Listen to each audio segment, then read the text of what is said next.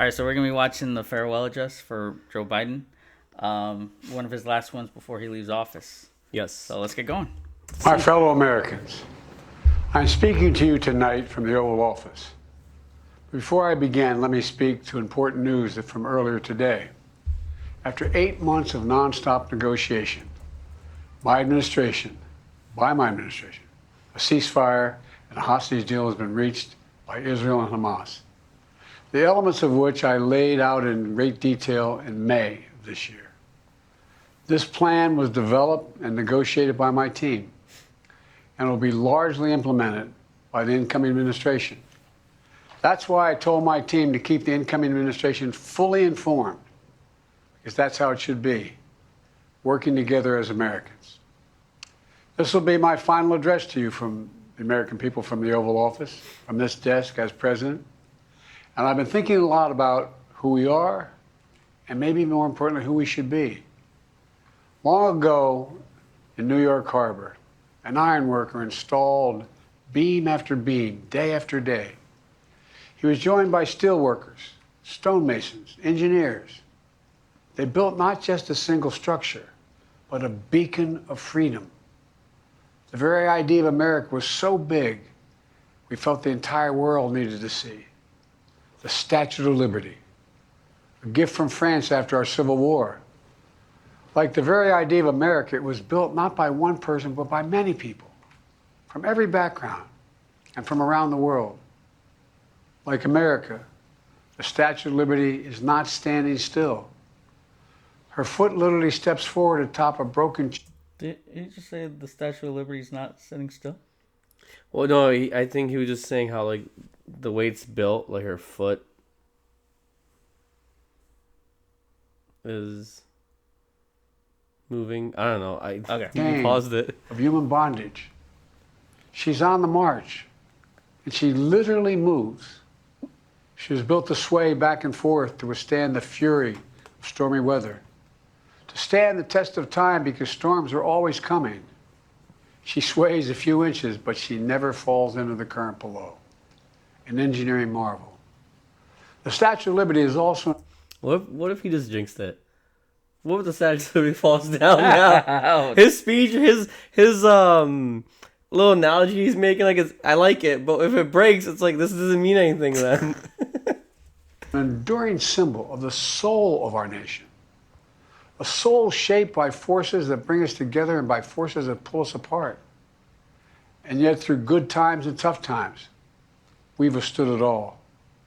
A nation of pioneers and explorers, of dreamers and doers, of ancestors native to this land, of ancestors who came by force, a nation of immigrants who came to build a better life, a nation holding the torch of the most powerful idea ever in the history of the world, that all of us are created equal, that all of us deserve to be treated with dignity, justice, and fairness, that democracy must defend and be defined and be imposed, moved in every way possible.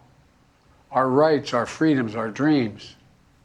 But we know the idea of America, our institution, our people, our values that uphold it are constantly being tested. Ongoing debates about power and the exercise of power. But whether we lead by the example of our power or the power of our example. Whether we show the courage to stand up to the abuse of power or we yield to it. After 50 years at the center of all of this, I know that believing in the idea of America means respecting the institutions that govern a free society. The presidency, the Congress, the courts, a free and independent press. Institutions that are rooted, they just might not reflect the timeless words, but they echo the words of the Declaration of Independence. We hold the... Real quick, it's not about him messing up.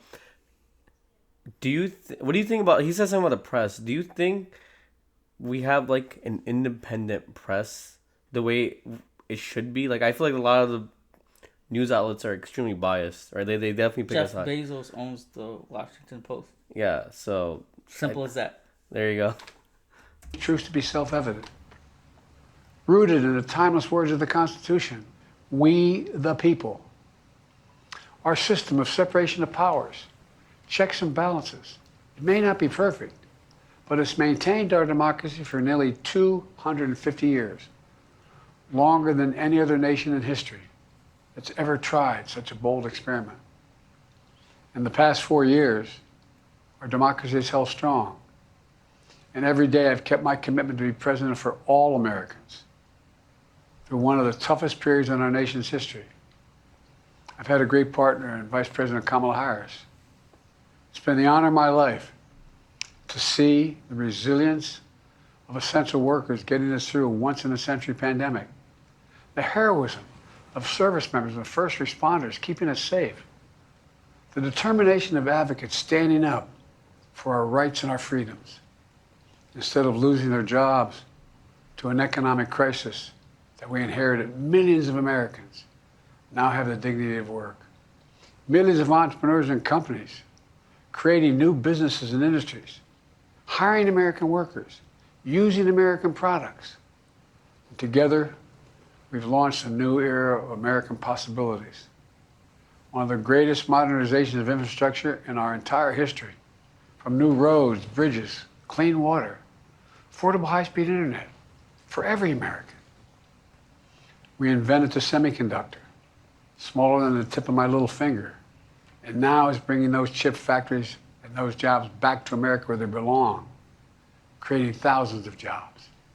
Finally, giving Medicare the power to negotiate lower prescription drug prices for millions of seniors.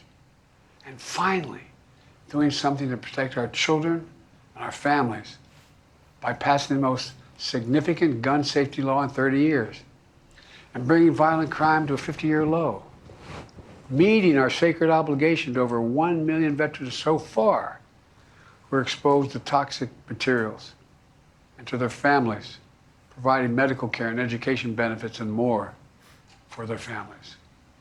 You know, it will take time to feel the full impact of all we've done together. But the seeds are planted, and they'll grow and they'll bloom for decades to come. At home, we've created nearly 17 million new jobs, more than any other single administration, single term. More people have health care than ever before. And overseas, we've strengthened NATO. Ukraine is still free. And we pulled ahead of our competition with China. And so much more. What? Nothing. Go on. Well, do you think Ukraine's free? No, not that. I just like how he inserted that in there too. I'm waiting for Palestine. I'm so proud of He how said the much we've ceasefire accomplished earlier. together Yeah. for the American people. And I wish the incoming administration success, because I want America to succeed. That's why I've held my duty to ensure a peaceful and orderly transition of power, to ensure we lead by the power of our example. I have no doubt that America is in a position to continue to succeed. That's why my farewell address tonight, I want to warn the country of some things that give me great concern. This is a dangerous and that's a dangerous concentration of power in the hands of a very few ultra-wealthy people. And the dangerous consequences if their abuse of power is left unchecked. Today, an oligarchy is taking shape in America of extreme wealth, power, and influence that literally threatens our entire democracy, our basic rights and freedoms, and a fair shot for everyone to get ahead. We see the consequences all across America, and we've seen it before, more than a century ago. But the American people stood up to the robber barons back then and busted the trusts. They didn't punish the wealthy, just made the wealthy play by the rules everybody else had to. Workers want rights to earn their fair share. You know, they were dealt into the deal, and it helped put us on a path to building the largest middle class, the most prosperous century any nation in the world has ever seen. We've got to do that again. The last 4 years, that is exactly what we've done. People should be able to make as much as they can, but play by the same rules, pay their fair share of taxes. So much is at stake. Right now, the existential threat of climate change has never been clearer. Just look across the country, from California to North Carolina. That's why I signed the most significant climate and clean energy law ever in the history of the world, and the rest of the world is trying to model it now. It's working, creating jobs and industries of the future. Now, we've proven we don't have to choose between protecting the environment and growing the economy. We're doing both. The powerful forces want to wield their unchecked influence to eliminate the steps we've taken to tackle the climate crisis, to serve their own interest for power and profit. We must not be bullied into sacrificing the future of our children and our grandchildren. We must keep pushing forward and push faster. There's no time to waste. It's also clear that American leadership in technology is an unparalleled source of innovation that can transform lives. We see the same dangers of the concentration of technology, power, and wealth. You know, his farewell address, President Eisenhower spoke of the dangers of the military-industrial complex. He warned us then about, and I quote, the potential for the disastrous rise of misplaced power, end of quote. 6 decades later, I'm equally concerned about the potential rise of a tech-industrial complex that could pose real dangers for our country as well. Americans are being buried under an avalanche of misinformation and disinformation, enabling the abuse of power. The free press is crumbling. Editors are disappearing. Social media is giving up on fact-checking. The truth is smothered by lies told for power and for profit. We must hold the social platforms accountable to protect our children, our families, and our very democracy from the abuse of power. Meanwhile, artificial intelligence is the most consequential technology of our time, perhaps of all time.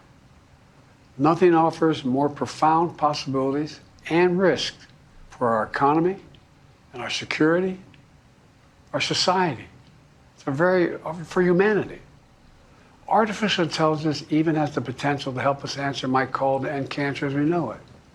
But unless safeguards are in place, AI could spawn new threats to our rights, our way of life, to our privacy, how we work, and how we protect our nation. We must make sure AI is safe and trustworthy and good for all humankind. In the age of AI, it's more important than ever that the people must govern. And as the land of liberty, America, not China, must lead the world in the development of AI. You know, in the years ahead, it'll help to be, it's going to be up to the president, the presidency, the Congress, the courts, the free press, and the American people to confront these powerful forces. We must reform the tax code, not by giving the biggest tax cuts to billionaires, but by making them begin to pay their fair share. We need to get dark money. That's that hidden funding behind too many campaigns contributions. We need to get it out of our politics. We need to enact an 18-year time and term, for the strongest ethics reforms for our Supreme Court. We need to ban members of Congress from trading stock while they're in the Congress. We need Yes. Yes. Yes. I'm surprised he said it. I'm surprised he said that too. Yes. Real quick. Two things. I don't want people to think like we're one political party or not a political party. We're just reacting to this video, right? Second thing is, I like the fact that he's addressing these things, that people are listening. My only concern is how many people who are like, oh, I hate, Biden, blah, blah, why should, he's making up these lies, right? I feel bad for people that are being ignorant to this. Because, okay, maybe some of the things he's saying may not be as true or whatever. But they're like, oh, he's a liar. I'm not listening. But it's like he's They still, write off the whole thing. yeah, they write it off the whole thing. But it's like, yo, the things he's saying, I've been kind of like the AI thing. Yeah, we need to have safeguards. You know me. I've been talking about that since AI. I didn't even update my iPhone to iOS 18 because I'm like, dude. This guy. But no, I like the fact he's addressing these things. I just don't know what's gonna happen going forward. But the misinformation is why people totally write off these things, and they don't listen to the other side. Exactly. We need to amend the Constitution to make clear that no president is immune from crimes that he or she commits while in office. The president's power is not limited. It's not absolute, and it shouldn't be. And in a democracy, there's another danger to the concentration of power and wealth. It erodes a sense of unity and common purpose. It causes distrust and division. Participating in our democracy becomes exhausting and even disillusioning. And people don't feel like they have a fair shot. We have to stay engaged in the process. I know it's frustrating. A fair shot is what makes America America. Everyone's entitled to a fair shot, not a guarantee, but just a fair shot, an even playing field, going as far as your hard work and talent can take you. We can never lose that essential truth, remain who we are. I've always believed, and I've told other... I have to pause it. I think it's great that he said not a guarantee, but a fair shot, because that eliminates people from being entitled, I think. Well, that goes into like equitable versus equal outcomes. Yeah. We'll get to that right after this video. World leaders, America can be defined by one word: possibilities. Only in America do we believe anything is possible. Like a kid with a stutter from modest beginnings in Scranton, Pennsylvania, and Claremont, Delaware, sitting behind this desk in the Oval Office as President of the United States. That's the magic of America. It's all around us. Upstairs in the residence of the White House, I've walked by a painting of the Statue of Liberty I don't know how many times. In the painting, there's several workers climbing on the outstretched arm of the statue that holds the torch. It reminds me every day I pass it of the story and soul of our nation and the power of the American people. There's a story of a veteran. This is a veteran, the son of an immigrant, whose job was to climb that torch and polish the amber panes so rays of light could reach out as far as possible. He was known as the keeper of the flame. He once said of the Statue of Liberty, quote, speaks a silent universal language, one of hope that anyone who seeks and speaks freedom can understand. Yes, we sway back and forth to withstand the fury of the storm, to stand the test of time. A constant struggle, a short distance between peril and possibility. But what I believe is the America of our dreams is always closer than we think. It's up to us to make our dreams come true. Let me close by stating my gratitude to so many people, to the members of my administration, as well as public service and first responders across the country and around the world. Thank you for stepping up to serve. To our service members and your families, it's been the highest honor of my life to lead you as Commander-in-Chief. And of course to Kamala and our incredible partner, the historic Vice President. She and Doug have become like family. And to me, family's everything.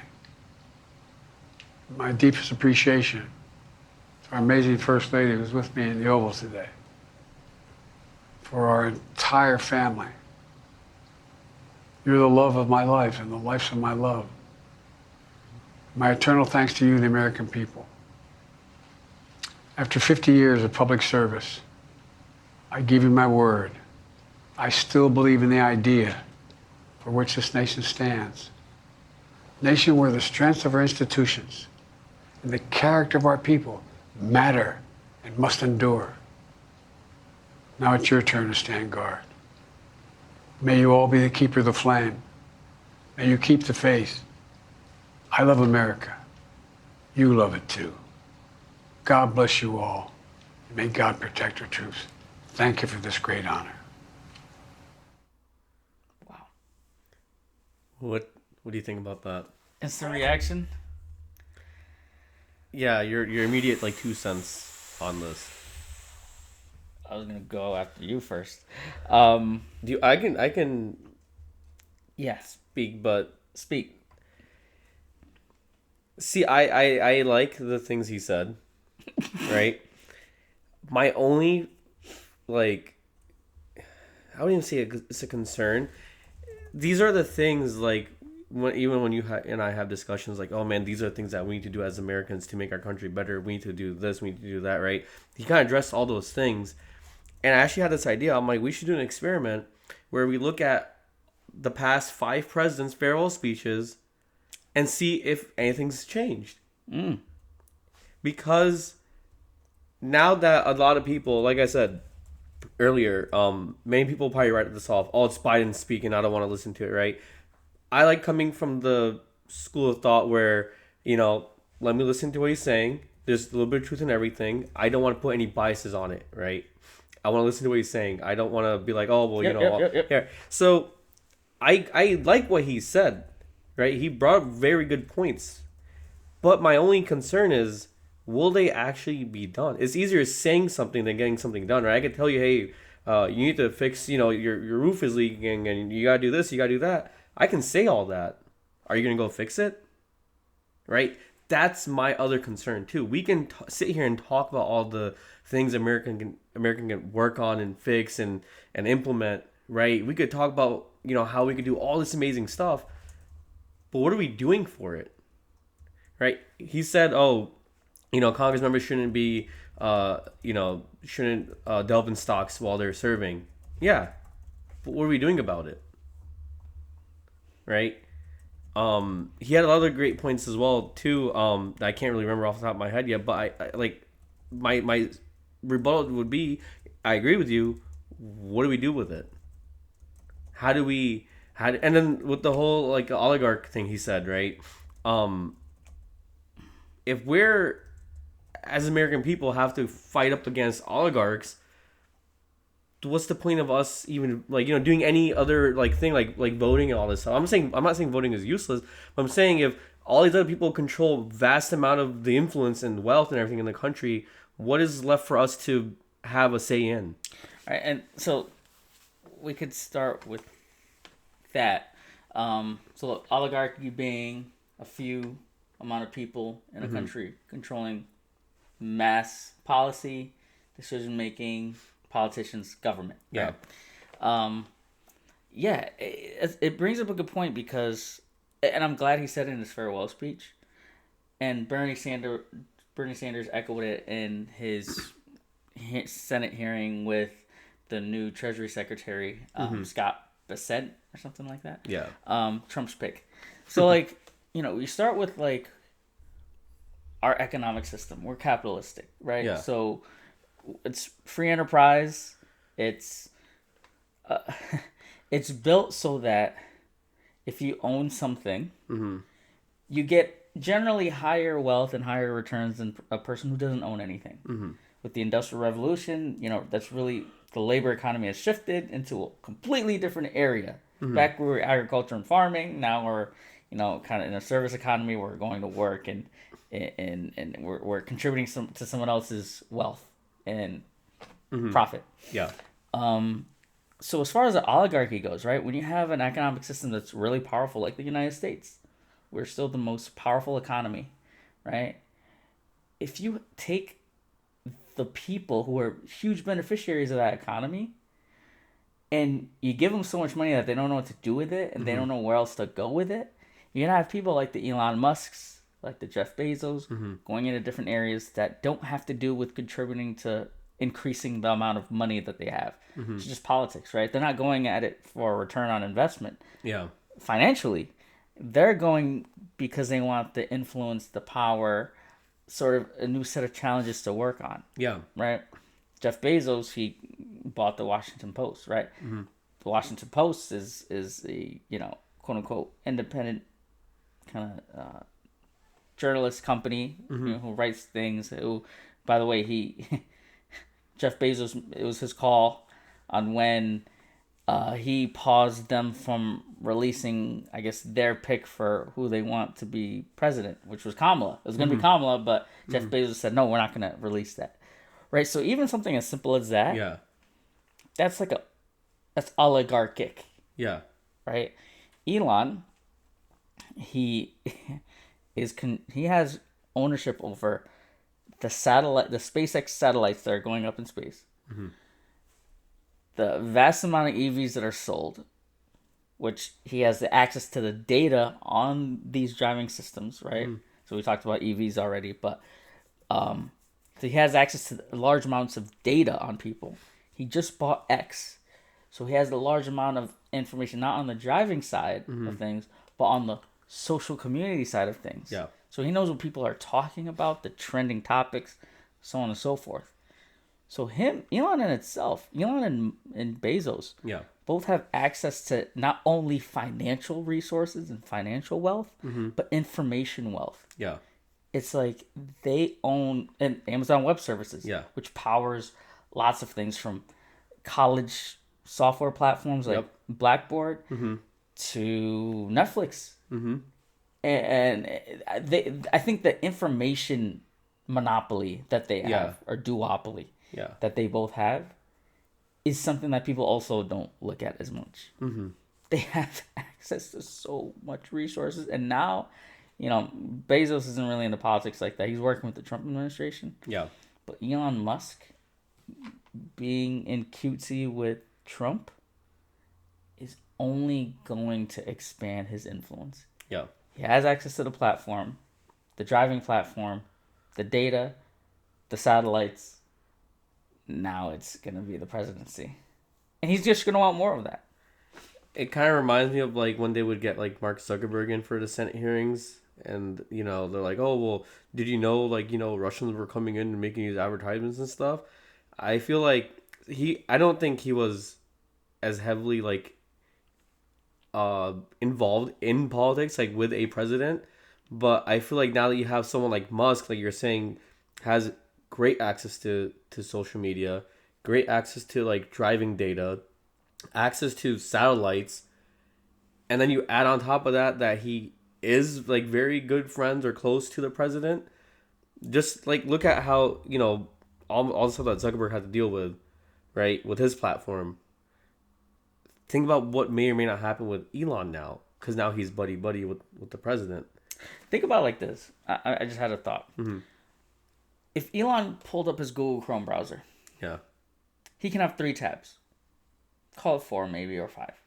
His first tab is going to be X. Yeah. His dashboard, where he sees how many people are on the platform, what are they talking about, Yeah. what are they not talking about, who's influential, who's popping off, who's not. Yeah.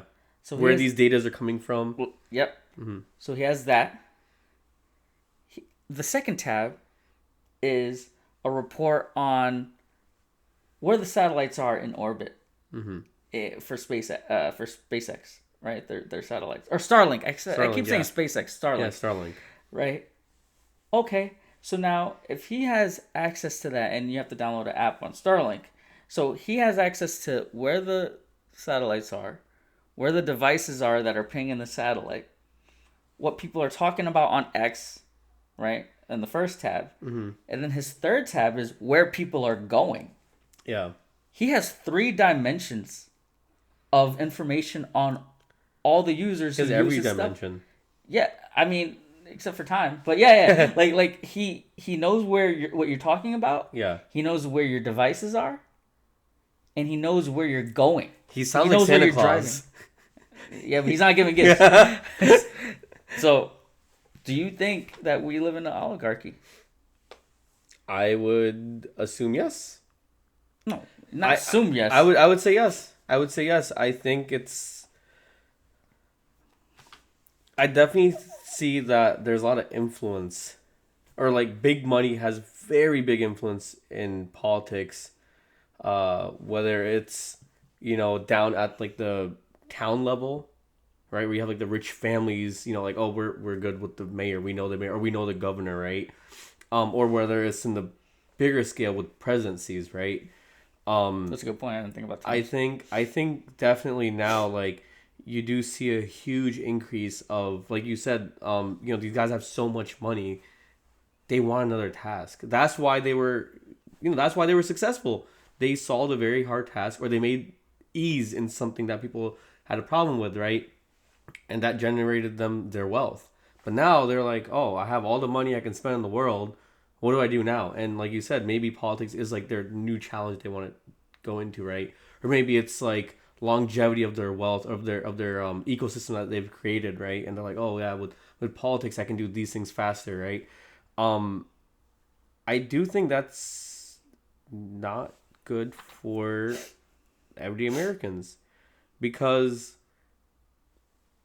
Elon Musk speaking about these things might benefit his companies, but that's not benefiting you and I, right? What if their influences the candidates that we're picking from for presidents? How's that fair to us?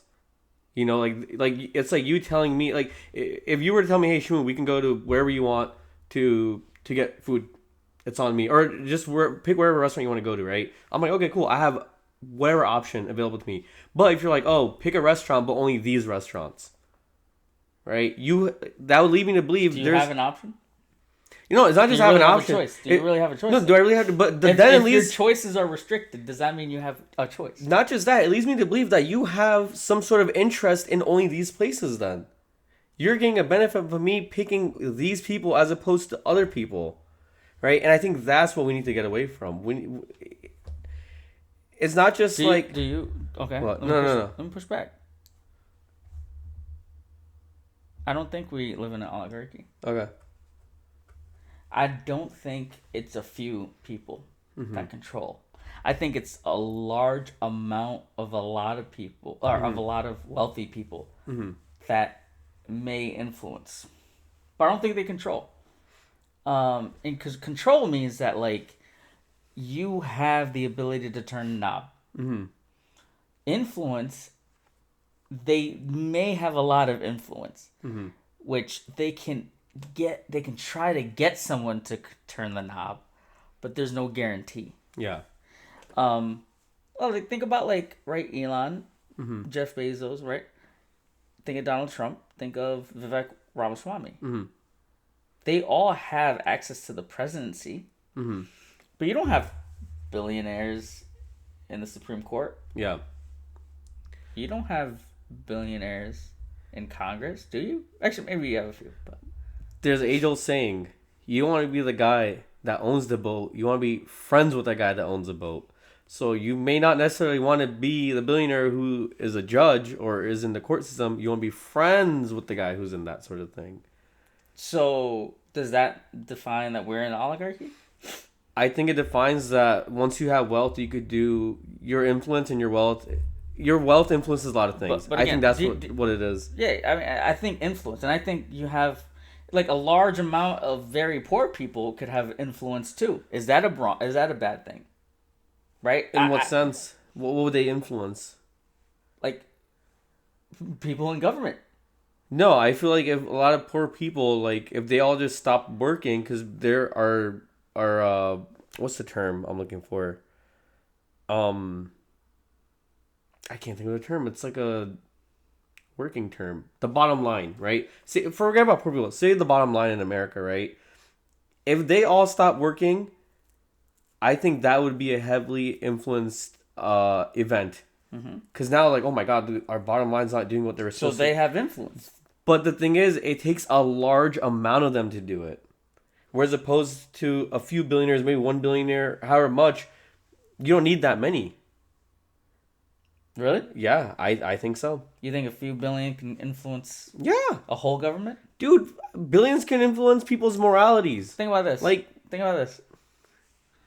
Our budget for, like, America, and let me Google this, but it's in the trillions. yeah. Billionaires are in the billions. So you're saying, and maybe that's a bad way of looking at it, but do you think it just takes a few billion to control the whole government? If so, we have a weak government. No, I'm not saying that the money itself is influencing government. But what I'm saying though, because of those people that have wealth like that, you can buy people or you can influence someone's agenda, right? I'm not saying what.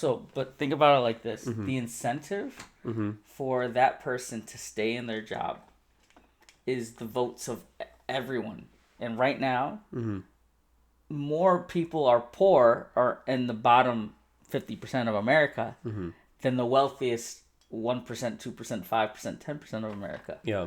So, and if the only thing that gets people into these positions of power Mm-hmm. is votes, a billionaire, a trillionaire has only one vote at the end of the day. Mm-hmm. But to get that person in Congress in there Mm-hmm. takes more than just that one vote. But he also mentioned that we should put term limits on a lot of these things as well. Or if he didn't mention it, because I think he did say something about Term limits on Supreme Court justices. Yeah, Supreme Court justices. But also that being said, we need. I don't think he mentioned this at all. We need to put term limits on like was it senators, right? Probably, yeah. Senators are the ones that have unlimited. I mean, they do have term limits. No, so then it's congressmen, years. congressmen and women. They don't have limits, I believe, in their. Oh, you vote for them every 4 years. But no, that's the thing. You vote for them, right? But you're saying like reoccurring term, like they can only renew twice.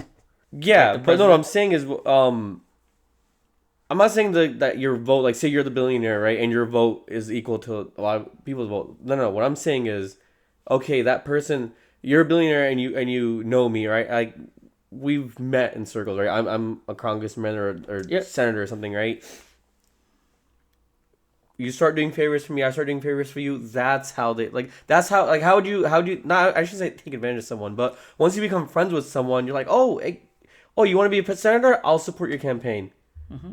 Oh, thank you for supporting my campaign. What kind? Like you kind of feel somewhat obliged. Like, oh, you really helped me with the campaign.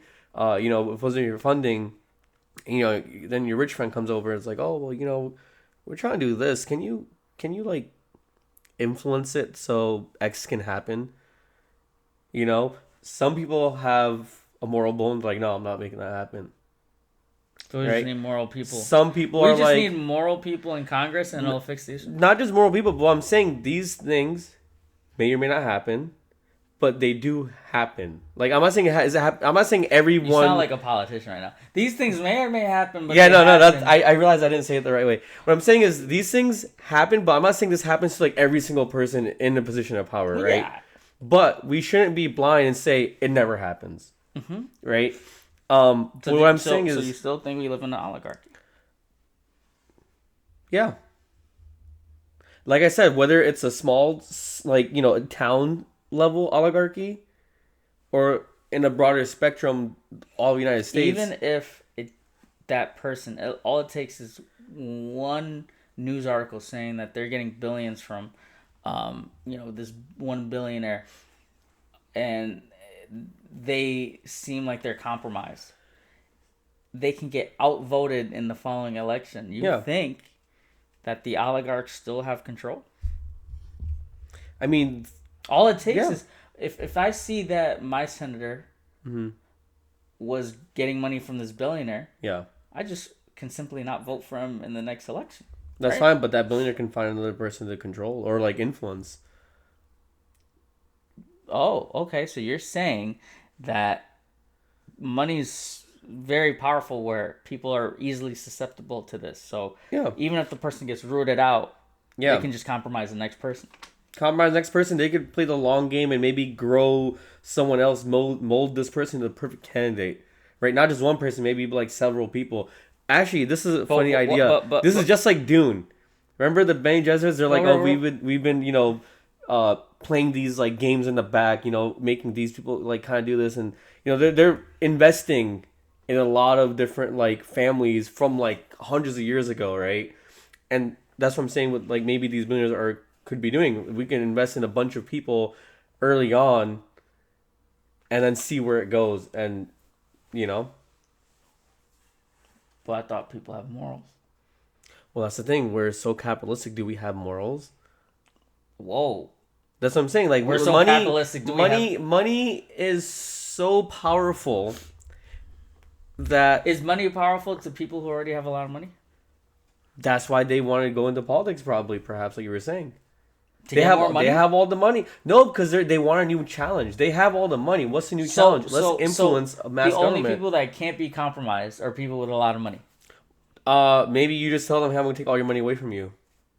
I guess that's how you would influence them. Hey, I have a way I can take away all your money. So another billionaire will have to say, hey, billionaire, I'm going to take money away from you. No, it would be like, hey, I know how to get into your bank accounts or something. But like, you have to threaten them with something that they care about, right? With a billionaire, You're saying what? That morals don't apply because money will always corrupt you. I'm not saying money will always corrupt you, but I'm saying money, the way listen. You said there's people in the shadow realm Yeah. that are billionaires that can compromise people in positions of power in government, right? Yeah.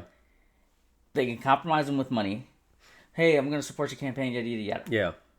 I'm saying to you now, what if that person that's going to power is already a billionaire, where money can't really corrupt them more? Okay. Can you corrupt him? And if so,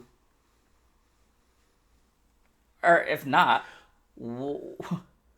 should we just have people with a lot of money in government so that none of them get corrupted by money? Well, I that's actually a very interesting question. The way you worded it now, I understand what you're talking about. What I think is probably you can't influence that person, right? Because he has all the money in the world. But your other question, you said, should we just have billionaires rule the world? I don't think that's the case either, because them having money doesn't mean that they'll be a good leader. Really? Or they'll know how to they'll know all the facets of how to run America, right? Really? So this doesn't mean that they're moral people. You're saying that people who run successful companies, which tend to be the billionaires of today, can't run a successful government. But see, that's the thing. We're not a company. Like that's the thing. When you reduce our society as a company. Wait. You're not running society, running government. When you're running our government, as a company that you're gonna do things that we don't need these things. Why are we paying for? Why are we having our taxes going to this? Have it going to this, right? Who cares about if these people don't get their benefits or whatever the case may be, right?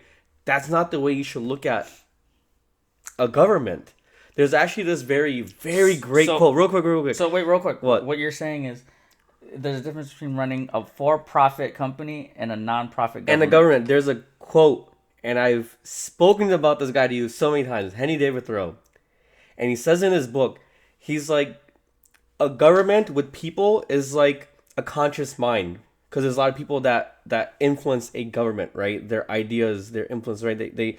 That goes into the government. It's like a live thing, right? It's like a breathing, living thing. And he's like, just like a man's conscience bleeds when it does something wrong, should not the government's conscience bleed as well when something wrong occurs?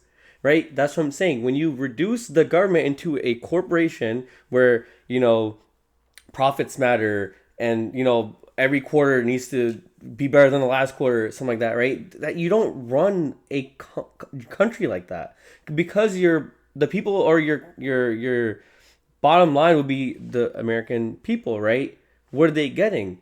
Nothing, because you're trying to benefit the government. So whoever in that government is getting the benefit, but everyone outside that government, right, is not getting the benefits of whatever they're trying to do in that government. If you were to look at it as a company, right? Like Apple, they want to do things that benefit their company, right? If they have to get rid of a certain department or add a certain department, relatively speaking, everyone in that company is going to get the benefits of being within that system, right? When you do that in a government, you're only influencing, or the only benefit is going to be in the people that are working in government, right? Not the American people. So then what's the point of us even doing anything or having any sort of say when the government's not treating us like people? They're treating us like data sheets, or marks on an Excel graph, this we can get rid of this thing, we can get rid of that. These things don't matter. Like you shouldn't think of that. I think that's the wrong idea to have. Is So what should government do for people? it needs to like it needs to be for the people by the people, right? Like the way our Define forefathers said. define for. But see, this is the thing now. This is the complex part, which I was saying earlier. He said all these things I agree with. Are we going to implement it? Define for the people. No, don't define for the people, because the thing is, we're so polarized. We can't even come to an agreement. I just No, want you to. I don't need to. What's for going to be? What should the government do for its people? It's a simple question. What should the government do for its people? It should provide for the people. It should give them safety. Provide what? It should provide them resources to get, like he said, to get a fair shot. Okay. Right. So, But equitable outcomes. we should have a fair shot. Right? Equitable Not outcomes. guaranteed, but a fair shot. Right? We should have resources available to everyone to have that fair shot. Right? And we should help people out in order to get those fair shots. But see, this is the thing. You might say, "Oh, we already have programs like this." The thing is, there are people that take advantage of it, and they just have a little like perpetual cycle that runs around just them getting advantages. But all these small things. But if you're taking care of the people, you've accomplished your goal. We're not taking care of the people. You're making these people just like you're making them, instead of being independent and striving for greatness. Like that's like, if you look at America early on, we had very intelligent people, right? Mm-hmm. We still do now, but like generally speaking, like we had people like striving for great things, right? Building better or whatever the case is, right?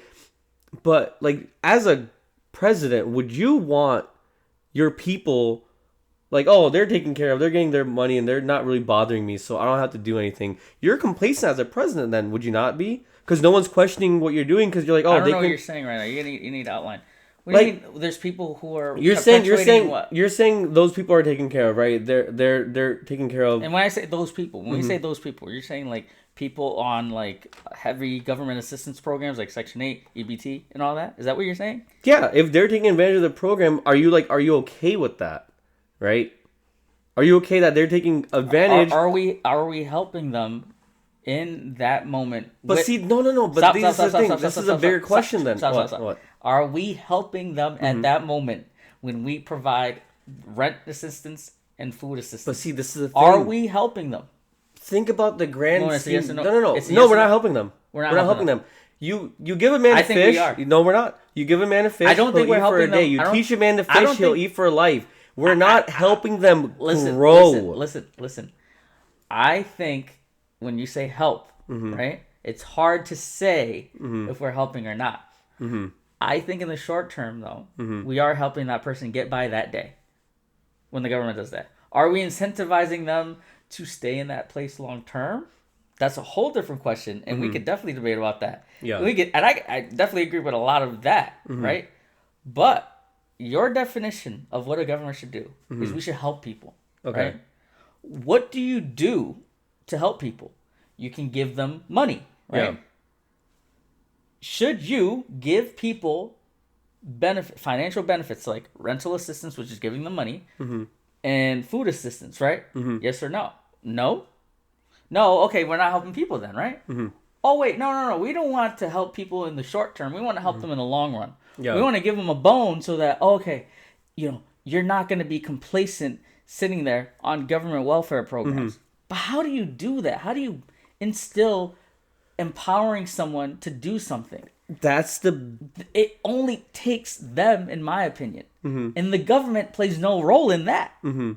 It takes you to get out of your own headspace, I agree with you. Mental I agree with you. Cloudiness to get to that point where you want to do better for yourself. I agree with you 100%. So, and then not only that, my other question was going to be, that's the low end of the society, right? So you're saying we should abolish the middle and upper class people? Never said that. What should we do with them? Because you're saying we should help them. How do we help the billionaires then?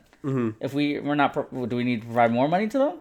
No. Do you think, real quick, let me ask you this question. Do you think once you become a billionaire, it should be like, okay, like game over, you don't have to worry about anything ever in your life? Like, if you had it like that, like a video game, right? Like that's the end level. Once you become a billionaire, you're like no more taxes, nothing. Do you think that would influence people to become billionaire or to actually do something with their No. lives? To say that you're not gonna get taxed after becoming, Like you become billionaire, and then like every like issue or whatever the case is, this is an idea I just had in my head. Do you think us having some sort of system like that, where it's like, oh, once you reach this, you don't have to worry about anything ever again? what do you mean worry about anything related to government? Relate to anything. Like My worry about electric bills? Like anything. Do you think we should have a system where it tells people, hey, look, once you get here, you're chilling. That's why you're getting treated like shit all throughout here. I think that's what people already think already. Yeah. So people think that when you have the money, that's it. Because money, money's 99% of my problems, Yeah. or lack of it at least. So I think people already have that expectation anyway. You have the house, you have the car, everything's paid off. You have a lot of money in the bank. You're chilling from there. Because once money's not a problem, you don't have anything to worry about. Yeah. Should society be like that? Like no taxes, no nothing? I don't think so. I think there has to be some challenges. So like one of the things in life that you want to accomplish is having a certain amount of money in the bank. That's one of many. Money shouldn't drive everything though. Shouldn't be the reason why you have a fulfilling life. 100%. Just to, I guess, go back to your point, I think what the government should do, like, I agree with you, yeah, like, it's, like, government's not going to tell you to get out of your headspace, your whatever mental block you're at, right? But we should provide, I guess, maybe, like, programs for that type of stuff, right? There's a lot of things I can say, right? Oh, the government should do this, the government should do that, government, right? But obviously, at the end of the day, it comes down to that person, right? But then if you look at, like, the bigger picture, right? Would you want a country where you have a great majority of people that already think like that, right? In terms of like, oh, I'm getting by, I'm chilling, I don't want to grow. My question to you is, if you were president, would you not want your people, regardless of whatever class they're in, lower class, middle class, upper class, right? Would you not want to influence them to be greater than what they are, to make a better society, a smarter society, a more efficient society? Would you not want that? 1,000%. I want that. I want a healthy, smart society that's engaged, that's innovative, that is welcoming to other people of different backgrounds, color, territory, no matter what it is. I want a country that leads compared to other countries in a lot of different ways, whether it's, societal norms, climate change, whatever it is. I want that for my society if I'm president. I do, however, know that in order to get there, there's going to be a lot of trade-offs made. There's going to be a lot of things that people may think are dumb, but is really smart. Yeah. And investments that we need to make on a federal level. Yeah. I think a lot of the issues that we encounter are anecdotal. It may happen on a smaller scale than we realize. Yeah. And I think some issues are irrelevant. I think we have to think about the amount of nukes that are in this world. Yeah. That can blow us up. No matter if we drive EVs or not. No matter if we embrace single-sex relationships or not. No matter if we have illegals in this country or not. That is the biggest problem that every country should be having at the top of their agenda. Is what do we do about this nuke problem? Yeah. Russia's going crazy. We're going crazy. Everyone's going crazy. Yeah. And so going now back to the billionaire thing, right? Being in government. Do you think that what makes someone good in government? Do you think it's passion or like love for the people that should make people qualified to be in these positions? Or do you think it's people that can get, quote unquote, get stuff done and have sort of the understanding to work out deals, negotiations, all that stuff? Like, what do you think makes a good government official / president? I'm going to tell you one of my favorite words.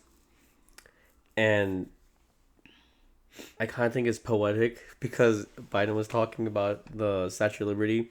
I think it's integrity. Like how he was saying, like, the Statue of Liberty sways with the storms, but stands still. Right? I think integrity of anything, right? Whether you know how to make good deals or not, I think you need to be a person of integrity, right? And define integrity. Someone that doesn't back down or isn't afraid to like hold true to what they believe in and cannot be influenced, right? If I come to you, say you're a candidate, right, and I come to you, I'm like, hey, like, and you kind of know me, and I'm like, hey, like, I would love to host a party for you, this and that, right? And you're like, okay, cool, like, you don't really think too much of it, but then you realize, like, at the party I invite you to, I'm actually just doing this just to suck up to you because I want to get a huge favor from you, right? Yep. I would want someone that's like, hey, I appreciate this party, but I'm gonna be going. I'm not like, no, this is not like I'm not this person. If you think I'm this person, you're not gonna influence me. You're not gonna buy me. If you want things done, bring them up in the public forum. Bring them up to like to meetings, to hearings, and we'll see it through there. Right? Bring it up through the proper channels. Don't cut your line in. Don't cut your way in line. Oh, because you know me, I could talk about it. No, work your way through line. Through the proper channels, and bring this up to a bigger discussion.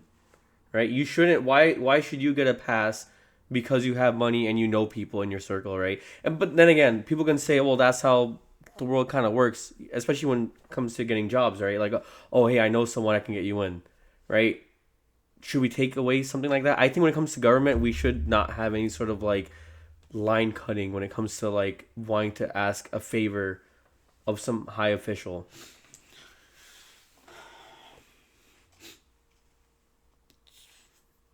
So yeah, integrity, I would say. Huh? Integrity. Who do you think has more integrity?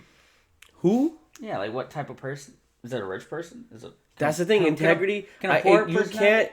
Anyone can have integrity. Integrity isn't a word that I would say like, oh, only the rich are have integrity, or only the who's poor. More likely? I can't tell you that because anyone can have integrity, right? Whether it could be a kid who has integrity. In their friend. How do you get integrity? You don't just get it. You build into it. You're tested throughout life. So if you either are a person of integrity or you're not. Do you think a person who has a family and the daughter gets everything she wants, never goes through issues, any issues she gets, she kind of gets cradled through by her parents? Do you think she has integrity? No, I just think she's entitled. Do you think a person who went through the ranks, getting through in life by being poor, they got an education, they like pursued a happiness type. Yeah. Right? They were homeless, got an education, now making a lot of money. Right? You think they have integrity? More likely to have integrity? Well, no, the thing is, like I said, no. It depends on when that first instant happens where they're tested. So they have to be tested. You have to be tested. If you like, and I'm not saying that, oh, if you've made mistakes in your life and you were like you didn't have as much integrity back then that you can't have it now. Like, no, everyone can work and grow and better themselves, right? But what I'm saying is you have to like understand yourself. Do you think our Supreme Court justices right now have integrity? I couldn't speak on that, honestly. You don't know anything about them? I don't. You know anything about like Clarence Thomas having a billionaire friend that put him on lots of trips and put him on the boats and invited him to a lot of parties? Did you know about that? No, I don't think I did know. And that he didn't disclose it in his ethical disclosures? See, that's the thing now. Like that's what I'm saying. Like, how about do you think a person like okay, you agree with term limits for Supreme Court justices, right? Yeah. Cool. Do you think a person who wants power has integrity? Like absolute power, absolute control. What's their intention behind it, though? They think the world sucks and they want to make the world better, or at least the country. What's their views on it? That's the thing. Does it matter? Am I voting for this person? I think it would matter. I'm just saying in general. If you're even if it's in Canada and it doesn't apply to you, do you think a person who wants absolute power can have integrity? They can have integrity, yes, but it'll be to their own, like, thoughts, their own zeal. Would you vote for them? I would have to see what their policies and everything are, obviously, how they're going to benefit not just me, but also the greater society, you know? What about to close, Mm-hmm. what do you think? Misinformation. What do you think about that? And when Biden brought that up, do you think it's out there? Do you think it's as bad as what people make it seem, Mm-hmm. or you think it's non-existent? I'm gonna give this a very short answer because I want to ask you a closing remark. Actually, I think it's not just misinformation. I also think it's too much information, and I Oh. think people like So do we? wait, you're saying you don't think it's I'm not saying misinformation, it's but not just oh, misinformation. It's so also we have it we have and misinformation information and we overload. have information overload. So sifting through it is like what's more true, right? Is that the right way of saying what's more true? What's truer?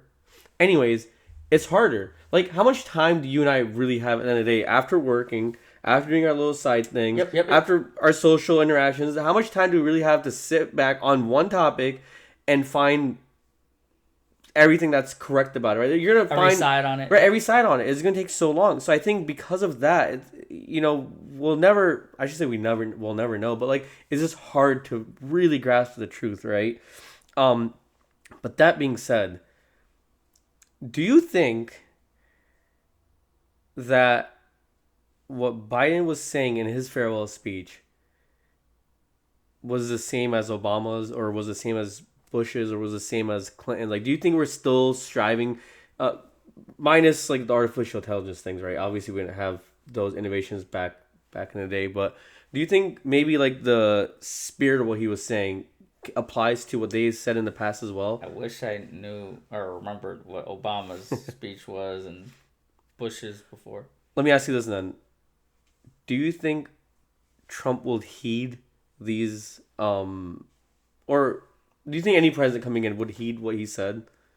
He Like listen to it with a grain of salt, not a grain of salt, but like at least like okay, acknowledge that he's saying these things. Like, hey, these are some issues I'm seeing, just so you know. so like take into account Okay, and, yeah, and yeah, try take into to account. apply the policy to fix Maybe not it. even apply the policy, but like at least have in the back of their heads, like, oh, hey, these things may or may not be happening. Yeah, I think, but they would put on a lower priority scale. Maybe, maybe I don't know actually. So like, do I think Trump will agree to what Biden has said in some ways Yeah. because Biden said it? No. That's the thing. Like, I'm glad you said that. That's the thing. We don't have like even respect amongst like candidates. Well, and that's the thing too. Just think about the peace deal. Both Biden and Trump rushed to tell people that they did it, Yeah. that they were the ones who forged it, Yeah. right? Trump said, "Look, watch out for later today. Mm-hmm. We got new information coming out. You're gonna see a peace deal." Yeah. And then Biden came out and said, "My administration did this." Trump said that his administration did this. Yeah. That brokered the peace deal. But that leads to the mystery of it Yeah. and the misinformation of it. Because Exactly. you're gonna get the Trumpers saying that he did it, and you're gonna get the Bideners and anti-Trumpers to say that Biden did it. Yeah. And where's the truth? Where do you find that? Exactly. And like think about it. This is like what he mentioned in the speech when he said that social media companies aren't doing fact checking anymore. I don't know if you saw, but Zuckerberg just said that he's going to turn that off. All the fact checking. There's like an independent third party that did it. He's turning it off, opting for community notes, and he's doing it across all the platforms. Bad. Well, and that's the thing, right? Because he met with Trump not too long before he said this. He said this like a few days ago, and you start to think like, okay, JD Vance didn't want fact checking at his debate. Mm-hmm. Meta doesn't want fact checking on their platforms. Why not? What are we like? First of all, what standard does that set? Second, Yeah. what is the issue with the fact checking? Yeah. Isn't the whole idea to learn the truth? Isn't the whole idea to get to the source, to get to what actually happened? Yeah. People are all about what are the facts around COVID-19. Yeah. And then people are saying, "Oh, there's misconstrued facts." But then turn off fact checking for a vice presidential debate. It makes zero sense to me. Forget that. Think about even a smaller scale. I mean, where fact checking wouldn't really apply. Like like the way social media would do it. Like, say your car breaks down. Are you going to tell the mechanic every single random thing about the car and give him misinformation? Like, no, you're going to tell him, hey, look, I was driving, the steering wheel was shaking, I was applying the brakes, they weren't working right. You tell them the facts. Because when you tell him the facts... That was a weird example. But No, because when you tell the mechanic the facts, he knows how to fix it. He knows where to troubleshoot it. It may not be... maybe you didn't know a few things because you're not that big of a car guy, right? You're like, oh, he's... But the thing is, because you told him these things, he's like, okay, now I know where to start. Mm-hmm. Let me go in these things. Let me troubleshoot these things. He's easier to find the truth or fixing the problem. When you have... Like, see, that's the thing with the oligarchy. Now, if you're going to have community notes, no, hold on, you get a whole community to say false things about it. Yeah. Now it's true. Yeah, and it's more of a popularity thing. If there's a bunch of people who voted for Trump, then the community notes are going to be driven off of people who like Trump, who are going to be pro-Trump. Yeah. And going to have more right-leaning there you go. views and perspectives.